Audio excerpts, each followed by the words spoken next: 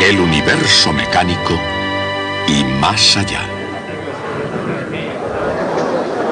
Campos vectoriales e hidrodinámica.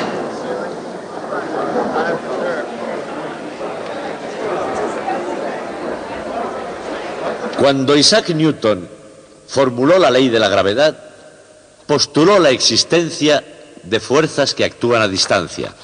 El Sol podía ejercer una fuerza directamente sobre la Tierra, aun estando separados por una enorme distancia y sin nada entre ambos.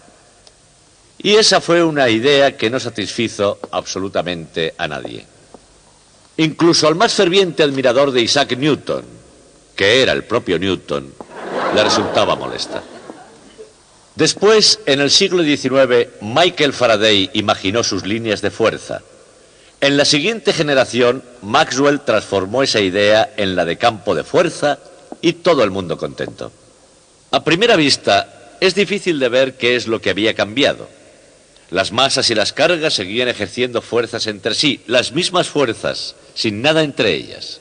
Y sin embargo, la idea del campo de fuerzas parecía hacer que todo fuera diferente en el mundo. ¿Por qué? La respuesta es porque el campo tenía una realidad objetiva, tenía propiedades que se podían predecir, calcular, manipular, imaginar. El campo existía y se convirtió en un tema realmente apropiado para la investigación científica. Por ejemplo, sabemos que si el campo sufre una perturbación, ésta se propaga a la velocidad de la luz. La velocidad era inherente a las propias leyes de la fuerza. Retrospectivamente sabemos que ese fue el primer gran triunfo de la teoría de campos. Y así iremos estudiando las propiedades de esos campos. Pero el estudio de las propiedades de los campos no comenzó con la electricidad y el magnetismo. Empezó enteramente en otra ciencia, la ciencia de la hidrodinámica, la de la corriente de agua. Hoy vamos a estudiar las propiedades de todos esos campos, los campos eléctricos, los campos magnéticos y los campos de la corriente de agua.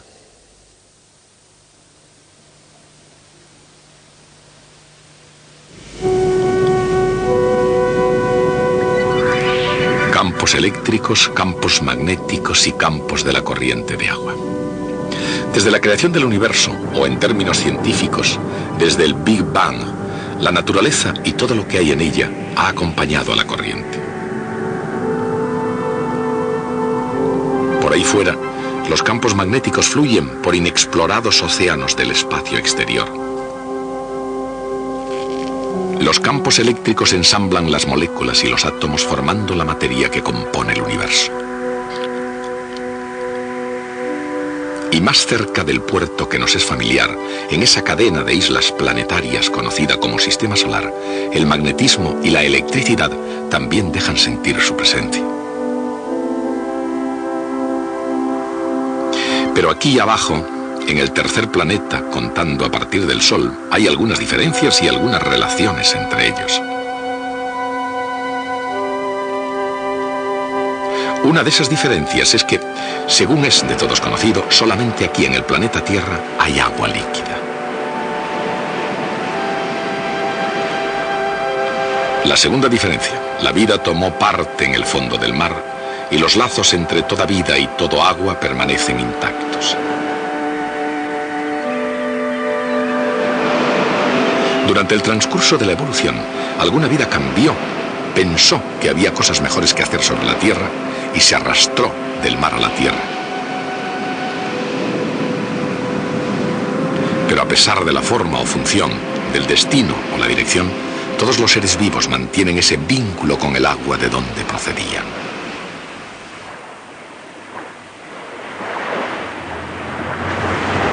Quizá por eso, cuando una forma de vida llamada Homo sapiens llegó a la contemplación de los misterios de la electricidad y el magnetismo, se volvió hacia el campo de la corriente de agua en busca de inspiración.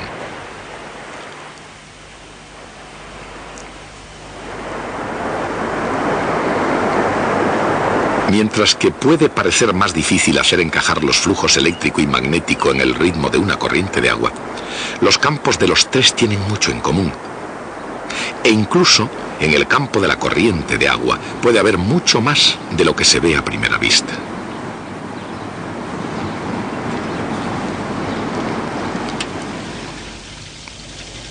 La aparente calma de este recipiente de agua, por ejemplo, pronto se verá afectada por un creciente remolino. Un poco de tinta añadida al agua permite ver la estructura en remolinos de la corriente alrededor del vórtice.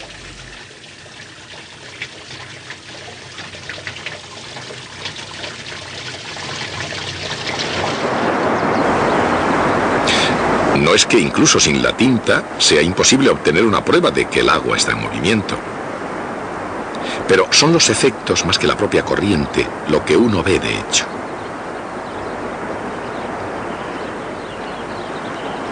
En el curso natural de los acontecimientos, las burbujas de aire, las hojas y las ramas pequeñas y sobre todo la forma agitada de la superficie revelan el movimiento del agua. Pero si miramos nuestro asunto con más profundidad, emerge algo muy interesante. Puede parecer un pequeño punto al principio, pero cuando se llega a los campos de agua e igualmente de electricidad y de magnetismo, resulta ser la pura verdad.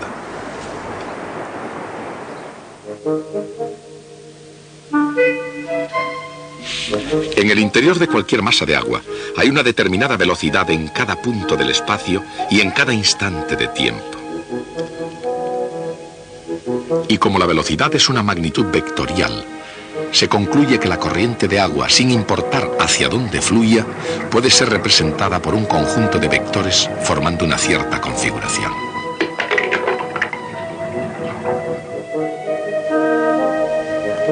Exactamente de la misma forma, las fuerzas eléctricas sobre una carga de prueba se pueden representar mediante otra configuración de vectores en el espacio.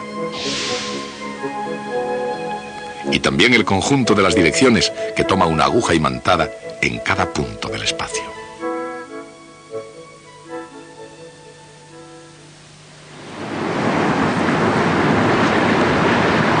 Por supuesto que en la vida real es imposible ver los campos eléctricos y magnéticos. Sin embargo, al observar sus efectos es posible estudiar sus formas y descubrir que, como en el caso del agua, los campos eléctricos y magnéticos son campos vectoriales.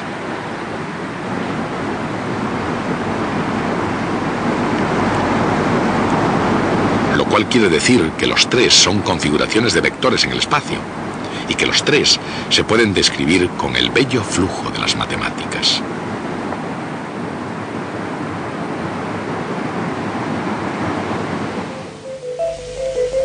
Todos los campos vectoriales obedecen a ecuaciones que describen sus formas.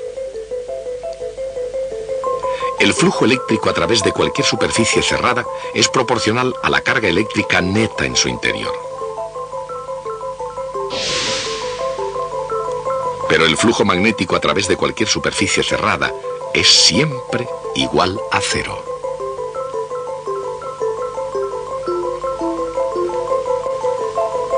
La integral de línea del campo eléctrico a lo largo de cualquier trayectoria cerrada es igual a cero. Pero la integral de línea del campo magnético a lo largo de cualquier trayectoria cerrada es proporcional a la corriente eléctrica que pasa por dicha trayectoria. Estas ecuaciones son la moderna expresión de las enigmáticas fuerzas de la electricidad y del magnetismo.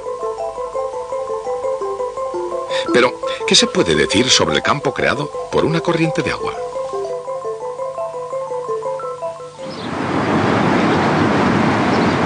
Consideremos, por ejemplo, este veloz arroyo de montaña.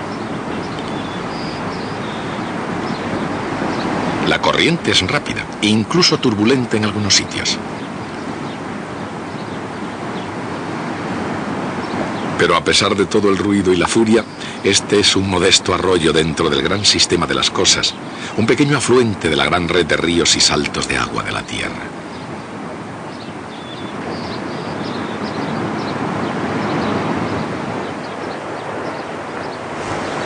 Su caudal palidecería si lo comparásemos con uno de los grandes ríos, como el Mississippi o el Amazonas, que pueden descargar más de 180.000 metros cúbicos por segundo.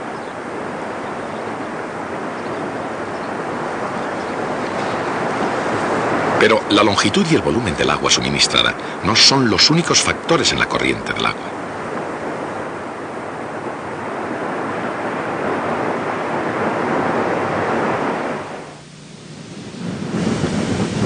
Incluso, aunque estas tuberías del río Colorado, por ejemplo, puedan llevar menos agua que el Amazonas, pueden transportar el agua mucho más deprisa. La diferencia entre esas dos ideas, la cantidad total de líquido respecto a la velocidad en un punto, se expresa mejor con el concepto de flujo. La palabra latina flujo significa fluir del agua y en el lenguaje de las matemáticas funciona del modo siguiente. Flujo es la cantidad total de agua que pasa por un elemento de área en una cantidad de tiempo dada. En un tiempo t es toda el agua contenida en una caja de longitud vt, sección A, y volumen vta. De ese modo, el flujo o ritmo a que fluye es igual a la velocidad v por el área A. No obstante, si el elemento de área se inclina con respecto a la dirección de la corriente, pasa menos agua a través de él. Así pues, el flujo depende del ángulo entre el campo de corriente y el elemento de área. Si definimos un vector área perpendicular a su plano, el flujo se expresa convenientemente mediante el producto escalar. La misma idea se aplica también a otros campos. Por ejemplo, el flujo de un campo eléctrico se halla sumando o integrando el producto escalar del campo por el área a través de la que pasa.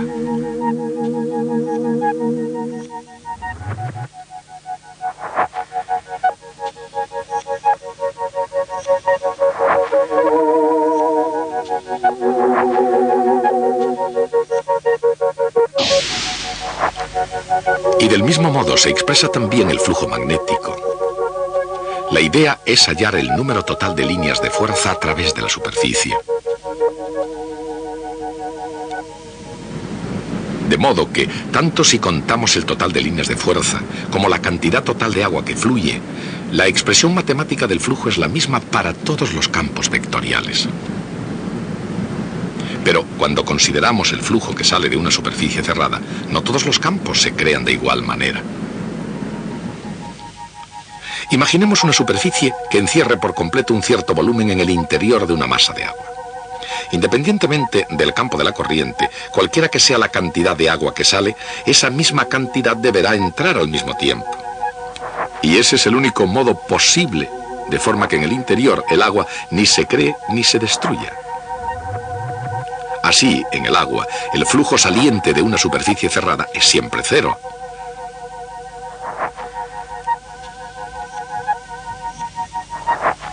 Y lo mismo sucede en el campo del magnetismo.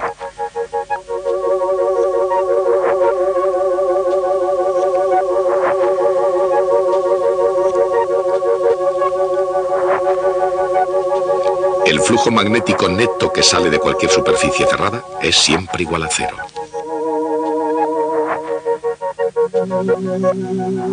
Pero el flujo eléctrico es diferente del flujo del agua y del flujo del magnetismo. Puede haber un flujo eléctrico neto que sale de una superficie cerrada. Y según la ley de Gauss, es proporcional a la carga eléctrica neta en el interior.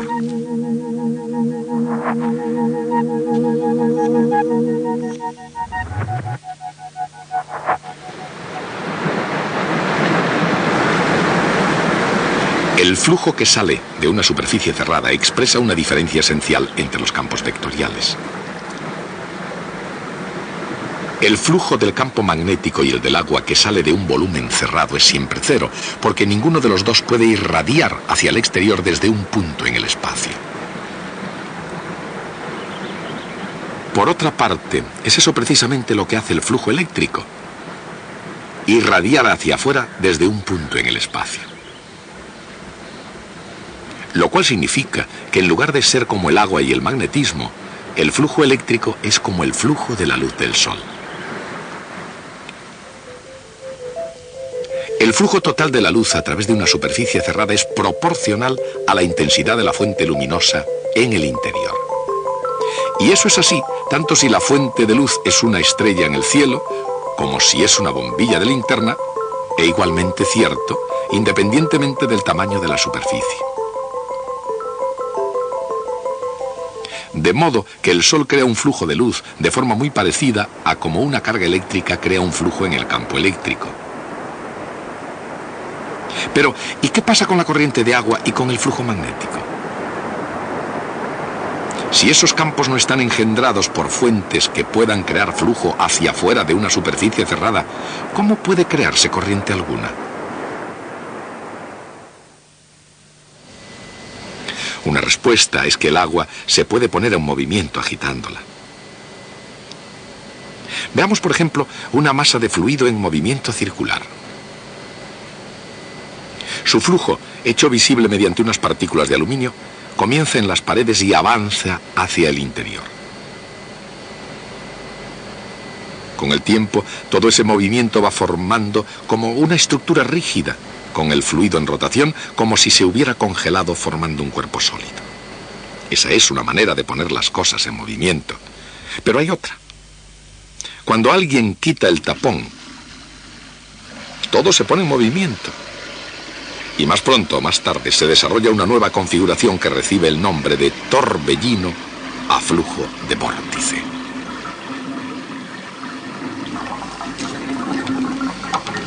Es una clase de movimiento muy estable y una vez comenzado casi imposible de parar. Este mismo principio opera en el suave torbellino de una bañera familiar y en la destrucción causada por un enorme huracán. Y ocurre porque incluso antes de que comience la tormenta, la masa de aire tiene una clase especial de movimiento llamada circulación. Y en el caso de una bañera, o en el de un huracán, de un incendio en el bosque, o de un tornado en un valle, la circulación lleva a un vórtice. Cuando primeramente se quita el tapón, el agua más próxima al centro de la bañera, donde el movimiento interno es menor, fluye directamente hacia abajo, siendo reemplazada por agua situada más lejos. Pero ese agua circulando más rápidamente al moverse hacia adentro conserva el momento cinético.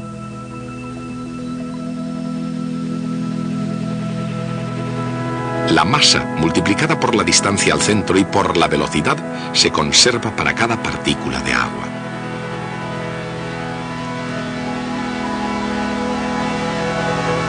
Así que, a medida que se acerca al eje central del recipiente, cada partícula de agua gira cada vez más rápidamente hasta que el agua irrumpe por el agujero en el centro del vórtice.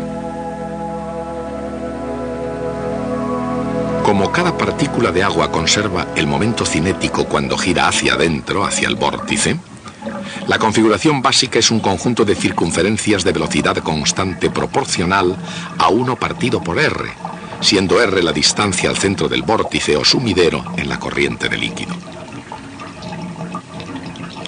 El momento cinético explica la notable estabilidad en el movimiento de vórtice y el campo vectorial tiene la misma forma que el campo magnético creado por un hilo conductor.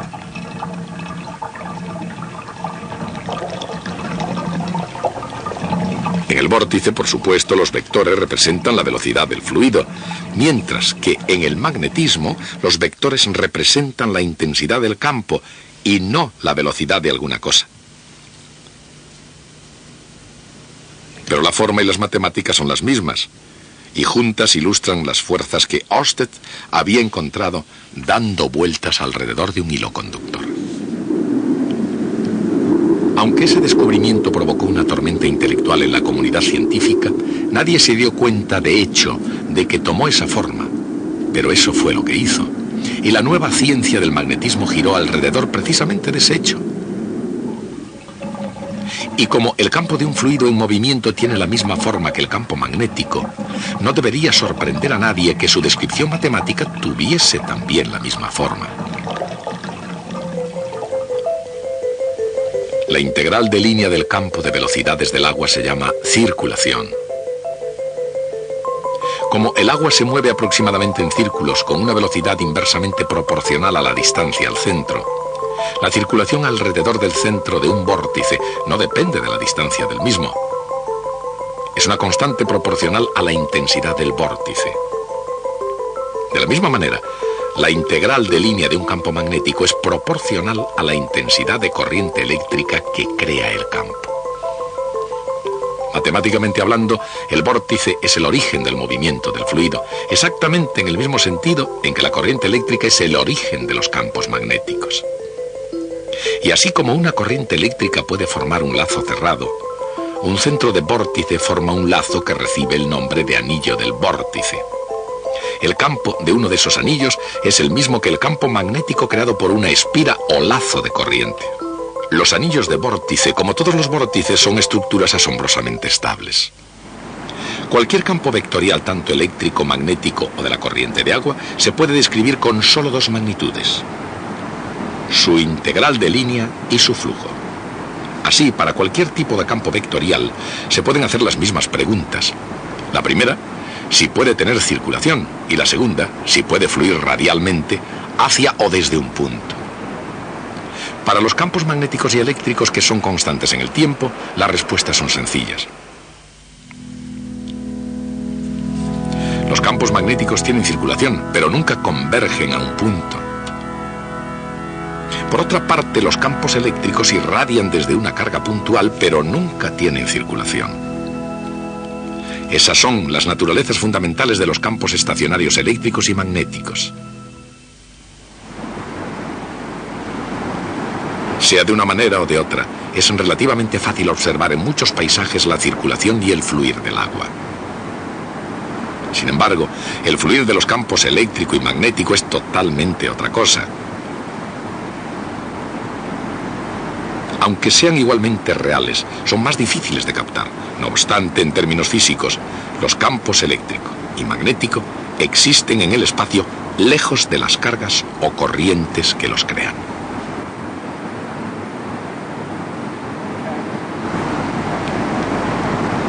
Y los tres campos vectoriales tienen algo más que la misma forma y figura.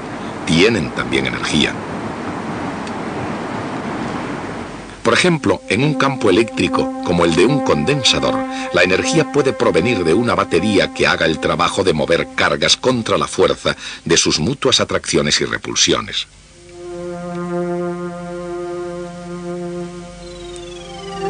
En un campo magnético, como el de un solenoide, la energía también puede ser producida por una batería que hace que la corriente cree el campo magnético.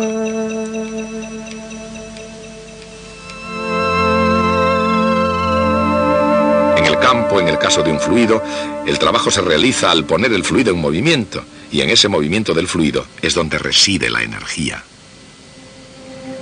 La energía es de naturaleza cinética, un medio de mv al cuadrado para cada partícula de materia que se mueve.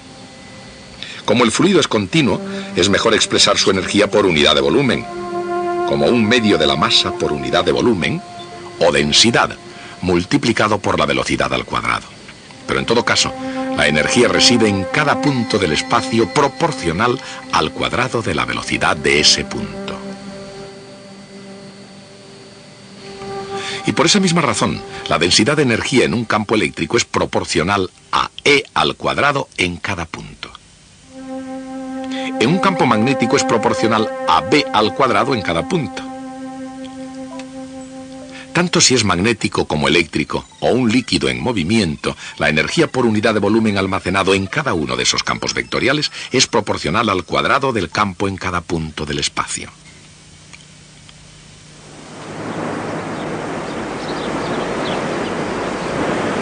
Así que, tanto si se trata de flujo, energía o circulación, algunos principios importantes del mundo físico se pueden ver en funcionamiento en uno de sus más primitivos entornos, en un río que fluye libremente.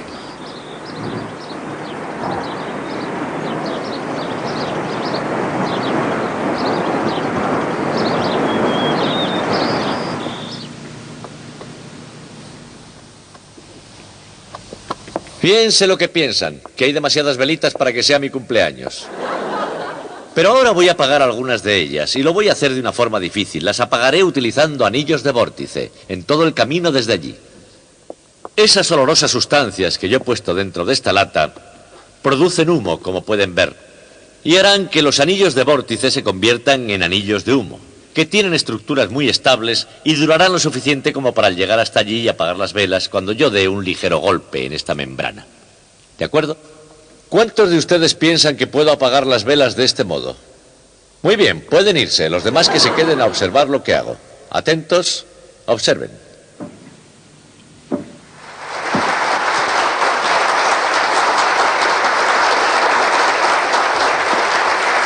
Cuando se hizo esta demostración por primera vez, en el siglo XIX, causó tal impresión que durante medio siglo algunas de las más claras cabezas de Europa pensaron que los átomos eran anillos de vórtice en el éter.